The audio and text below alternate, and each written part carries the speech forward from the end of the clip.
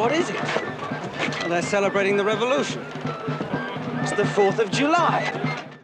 So I know I have people that watch my channel from all over the world, but today, for me and for every other American, today is the day we celebrate. That day that we committed treason against the crown. The 4th of July, a little present from the colonial. Down the British. Yeah. Quite right, too.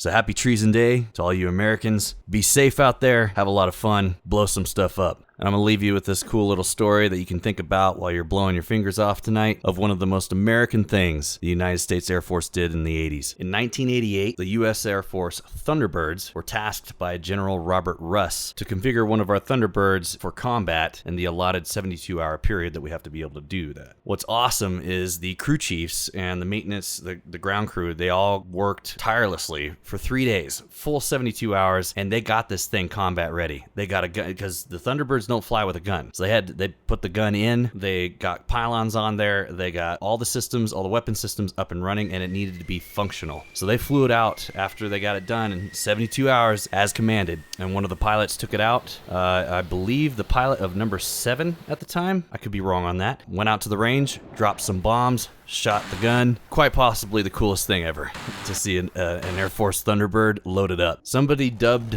the jet Warbird, and I just think it's the coolest little story. If you want to read a little bit more about it, go to sierrahotel.net. I'll have the link in the description below, and it has all the pictures and the full story. This was provided by Senior Master Sergeant Tom Wharton. He was the production superintendent and the chief of QA, I'm assuming QA, in the 80s and 90s.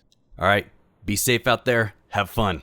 Up the rebels. Down the British. Gentlemen, if you care to follow us, how about... Hey! Follow now. Hard.